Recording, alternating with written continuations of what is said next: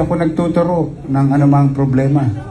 Kasi unang-una, hiningi ko yung boto ninyo noong 2019. Inatang ko responsibilidad sa balikat ko, buntot ko, hila ko. Hindi para maghanap ng problema, kundi maghanap ng solusyon. Tama ho ba? Na ito, lahat ng sinabi ko na naalala nyo ng 2019, parang imposible na yung mga kinukwento ko. Ayan nga, parang imposible na yan. Ayan, no? Ayan, yan. Di ba? Halos ayaw paniwalaan ng tao. Pwede ba yun? Pwede ba yun?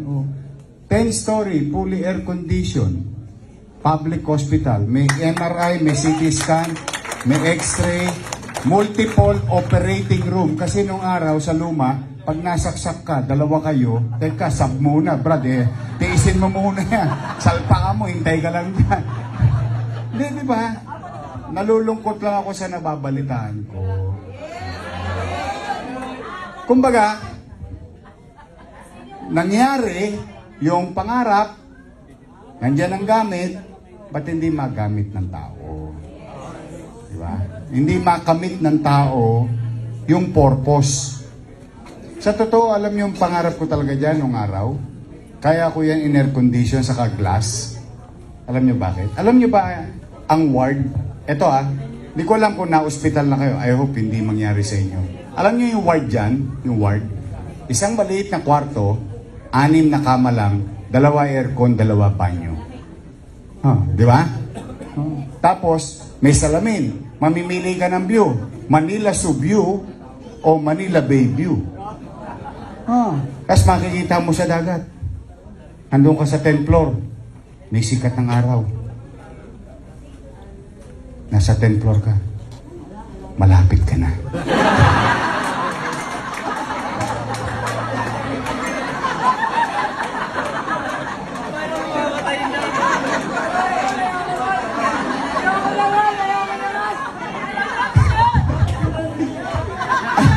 At least konti na lang biyahe mo. Hindi, kasi gusto ko iparamdam sa mahirap na yung natitikman ng mga mayayaman sa pribadong pasilidad, matikman din ng taong bayan. Ang totoo niya, pag tinignan ninyo sa taas, alam niyo bang may helipad yan? Ayan. Walang biro to Hindi mo nga akalain na ano yan public hospital. May helipad yan kasi ang pangarap ko ganito. Tingnan nyo, itama nyo kung mali ako Ang Maynila ay binubuo ng mga mamamayang nang galing sa kanilang probinsya. Diba?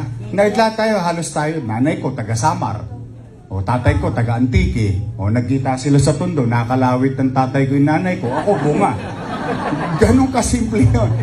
Pero ang punto ko, bakit ako bibili ng helicopter? Alam nyo magkano? Yung helicopter? 320 million. Ganun kamahal. Anong helicopter to? Yung Medivac. Bakit? Halimbawa lang, kwentuhan lang naman. Kasi kasama to sa pangarap ko noon Halimbawa, yung nanay mo, inatake, na stroke sa Bicol.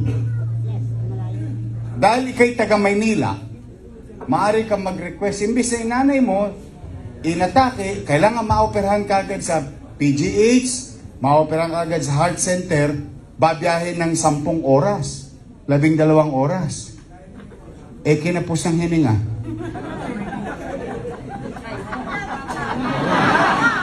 Tama? Pero dahil ikay taga Maynila, maaari mo makuha yung serbisyo ng helicopter, kukunin ko nanay mo sa Bicol, 45 minutes, nasa heart center na siya. Kaya yan may helipad pag gina naman. Ngayon, ba't hindi ko tinuloy yung helicopter? Bakit? Nagpandemya. Inilipat ko muna yung pera. Bakit? Magugutom ang mga taga Maynila na marami na wala ng trabaho, kailangan ng gamot, kailangan ng bakuna, kailangan ng ospital, kailangan lahat tungkol sa COVID. So, maaaring mataas ang pangarap natin, pero inuuna ko yung pangangailangan sa ngayon. Nagkataong pandemya.